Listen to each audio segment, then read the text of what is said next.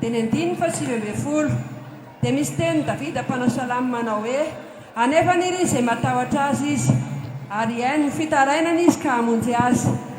Raha matahotra an'Andriamanitra ianao eto amin'ity toerana ity, ninona irinao dia omen'Andriamanitra izany. Inona ny irinao eto amin'ity toerana ity?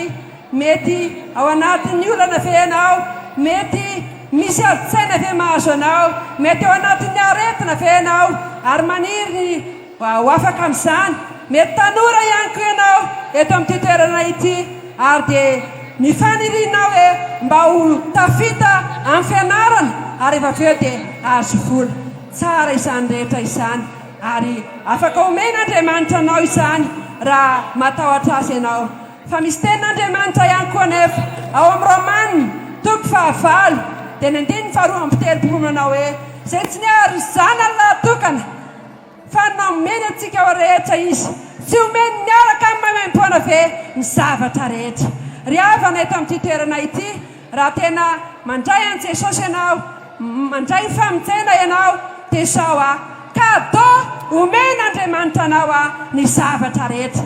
Izany dia zavatra efa tany ihany, fa izao tokony ho zava-dehibe aminao ary tena mavesatra anatin'ny fona ireny mpianakaviana mba amonjenanao eto amin'ity toerana ity, na vaovao ianao tonga eto, na efa tranainy, na efa niala tamin'ny fanaranan'Andriamanitra, dia mavesatra ao anatin'ny fonay mba anana faniriana ianao ny ho any an-danitra, hanompo an'Andriamanitra ary anana tanjona ny ho any an-danitra.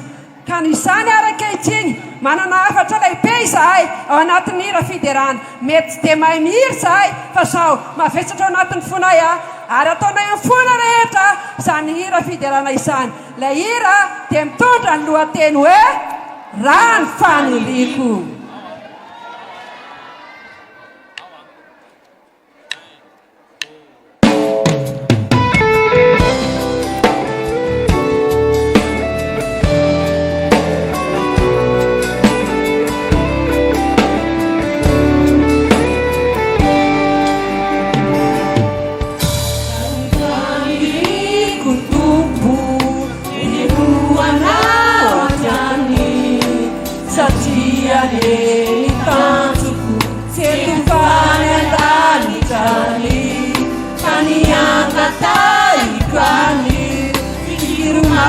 See